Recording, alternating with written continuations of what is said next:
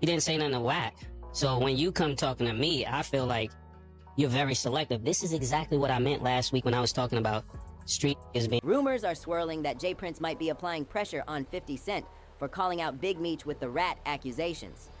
Can't believe people play with people intelligence the way they play with people intelligence and intellect.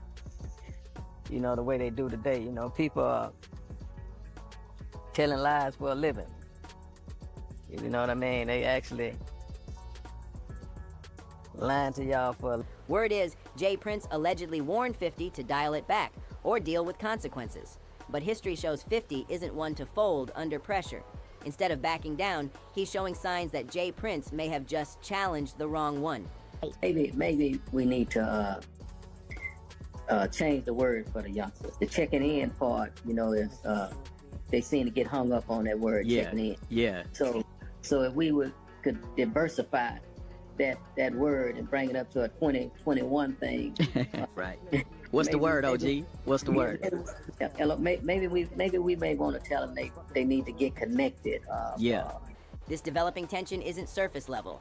It's rooted deep in long-standing controversies surrounding Jay Prince, whose name continues to pop up in conversations about extortion, shady jewelry dealings, and unconfirmed speculation regarding the tragic death of rapper Takeoff. With all that baggage, 50 Cent has no shortage of material if he decides to retaliate publicly.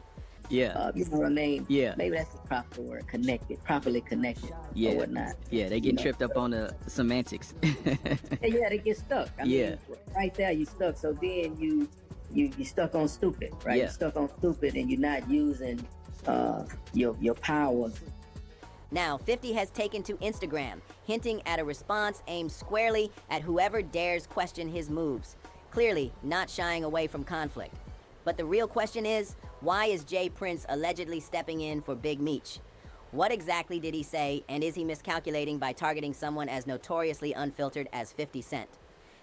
Access to powers that you have, you're looking at it as a negative versus a positive. You know, we all know if you can tap into good people wherever you go. Wherever, yeah. You know what I mean? It's a blessing, Rip. Real talk. Real talk. Who want to have access to power and not? As the situation gains momentum, it's worth noting that 50 Cent has been consistently keeping the pressure on Big Meech over those informant allegations, and he's not alone. Recently, rapper Top 5 aired out grievances of his own, accusing Big Meech of sliding into his DMs. In a video, he labeled Meech a rat and even tagged 50 Cent directly, saying, "Come get this fake 60-year-old kingpin out my DMs before I crash out." You know what's a sucker to me? A sucker is who pick who he be fight with. Right. Like you sitting and you, I'm not going because this. I won't fuck with him, but this one. Yeah, I think I can take him. Right. You want to fight? You think? 50 Cent didn't waste a single second before jumping on the opportunity to clown Big Meech again. After Top 5 posted a video accusing Meech of being a rat, 50 reposted it with his own commentary, fueling the fire even more. While most of the hip-hop industry remained silent, not wanting to get caught in the middle, Jay Prince decided to step into a situation that didn't involve him in the first place. According to reports from several online platforms, Jay Prince allegedly began sending subliminal shots through his Instagram stories, accusing 50 of using Big Meech's name just to stir clout. This fucking rat thought he could DM me and tap him. Yo, 50 Cent, come get this fake 6-year-old kingpin out of my fucking DMs. Should've worked a regular job like my father. Big Meech, Big Screech. Yo, Lil Meech, call me Lil. Despite not being directly involved, he inserted himself into the conflict as though he had something personal at stake. Sources also claim Jay Prince briefly posted, and quickly deleted, a message insinuating that he was the real creator of the BMF brand. Behind the scenes, whispers suggest that Jay Prince may be orchestrating moves quietly, allegedly sending threats and encouraging his associates to apply pressure on 50. But if there's one thing consistent about 50 Cent, it's that he doesn't back down. Go out while we was gone, I got a call, you know what I mean, because the little homie young boy, place got broke into, people went in his place, disrespected different things, and I got a call about it. And the little homies that went into this place want to make that right, because they understand that, you know what I mean, young boy family is okay with me. And as you can see, homie, to make a long story short, I got your keys to your Rolls Royce, I got your keys to your McLaren, you know, all that they took, and the homie, Shakur. What you got, homie? We got your Rolls Royce umbrellas. We got your keys. We got a bunch of other shit, so get in contact with us, bro. Get your shit back, huh? All good, waiting on you. In classic 50 fashion, he responded with a bold message, this time using a scene from Training Day to drive the point home. His caption, "Get the message now." Fans quickly jumped in, clowning Jay Prince for trying to stir up drama with someone who thrives on confrontation. Many warned that poking at 50 is never a good idea, especially with unresolved controversies surrounding Jay Prince's own reputation. For those unfamiliar, Jay Prince is the CEO and co-founder of Rap-A-Lot Records, a cornerstone of Houston hip-hop with a legacy that's influential, but also surrounded by decades of rumors and street talk. Can y'all elaborate on Dice Game when it's tied to y'all? I know people were associating me with the situation because I went to LaBusa pool party and he happened to be there and he happened to be standing on me. I mean, right next to me. The truth is, I never met him before. I had no idea who he is. I didn't even know he was a jeweler until after his passing.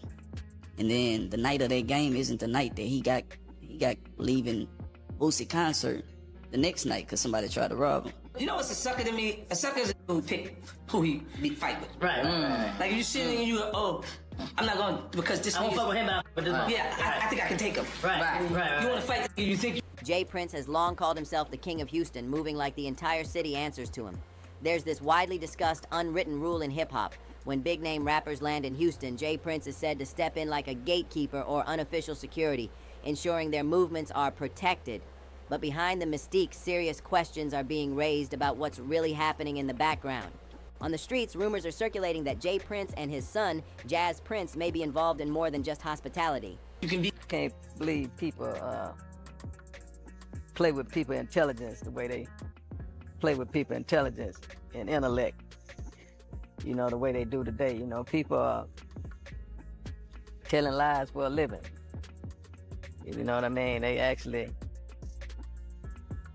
lying to y'all. Some allege the so-called protection is part of an extortion ring that targets visiting artists under the guise of friendly assistance. And when it comes to the dice games they frequently host, the speculation turns even darker.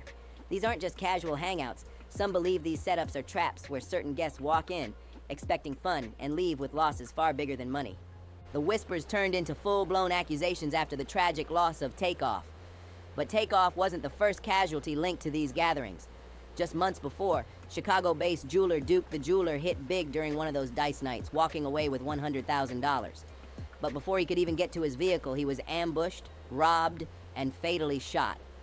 After Takeoff's death, the public's focus shifted heavily toward Jay Prince's camp.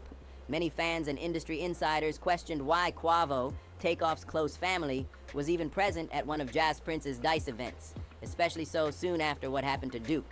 The growing narrative suggested that Quavo might have underestimated the risk, especially given how much noise surrounded the Prince family's street affiliations.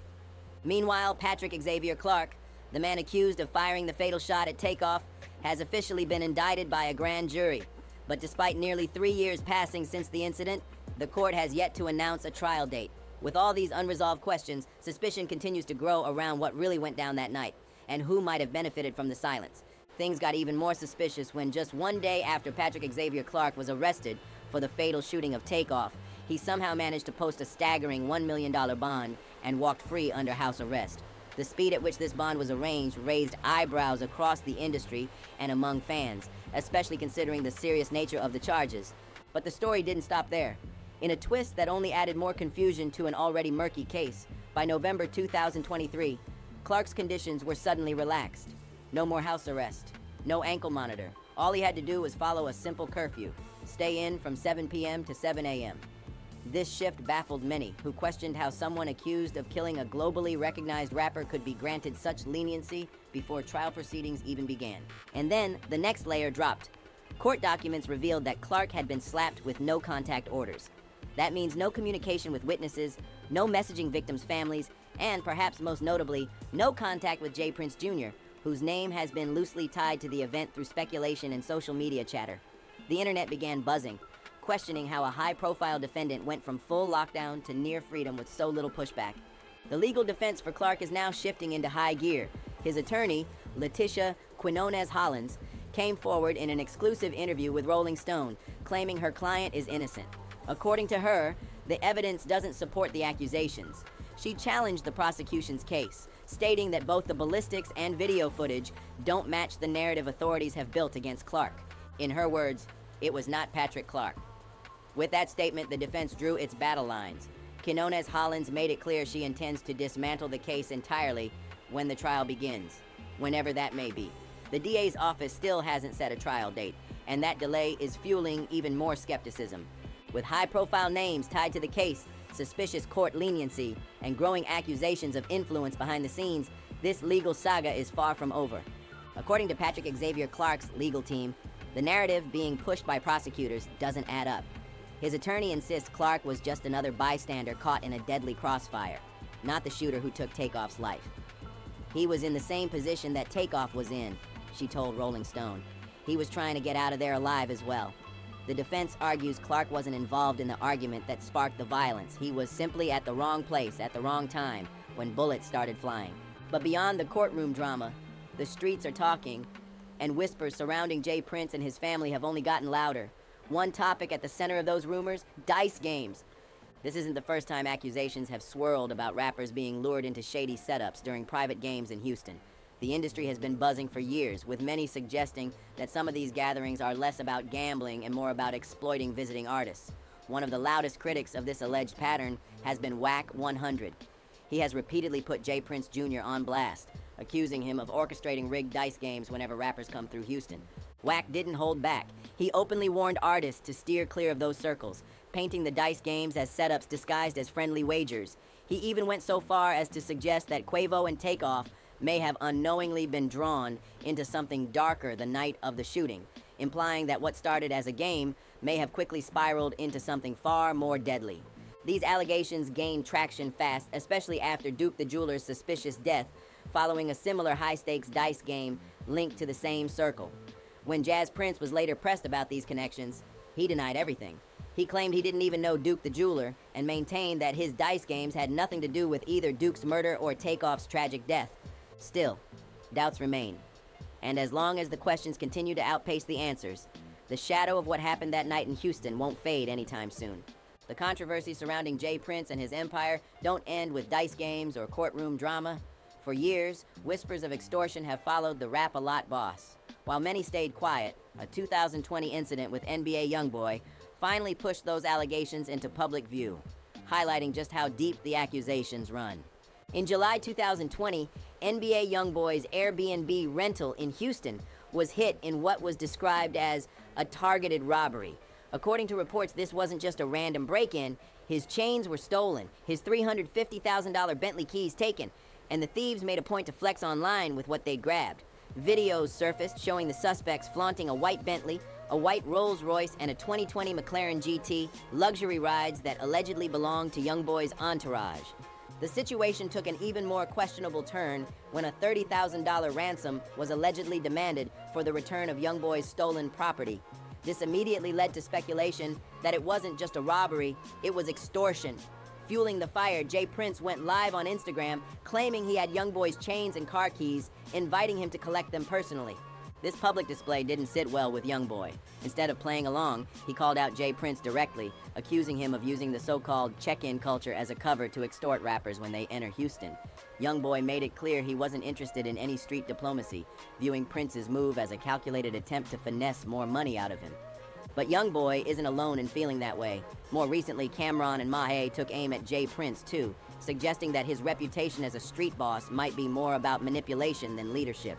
They accused him of setting up rappers under the guise of protection and staying silent when things get real, especially pointing to how he stood by while Kendrick Lamar publicly dismantled Drake, one of Jay Prince's most high-profile allies.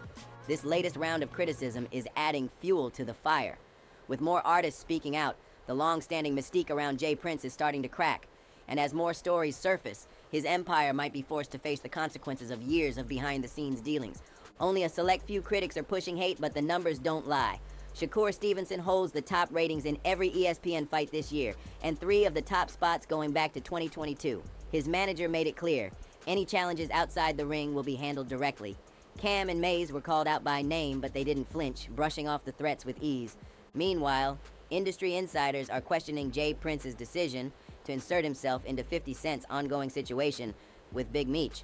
With years of controversy behind his name, from rigged dice game accusations to extortion allegations, many believe this was the wrong battle for him to choose, especially against 50, who's known for exposing enemies and building entire empires from beef. If 50 Cent turns his focus to Jay Prince, it won't just be a social media moment. It could become another full-scale production. And with the kind of dirt that's already out there, Jay Prince might be giving 50 the perfect script for his next expose. So what do you think? Did Jay Prince just bite off more than he can chew? Or does he actually have a point in standing up for Big Meech? Drop your thoughts in the comments and let's talk about it.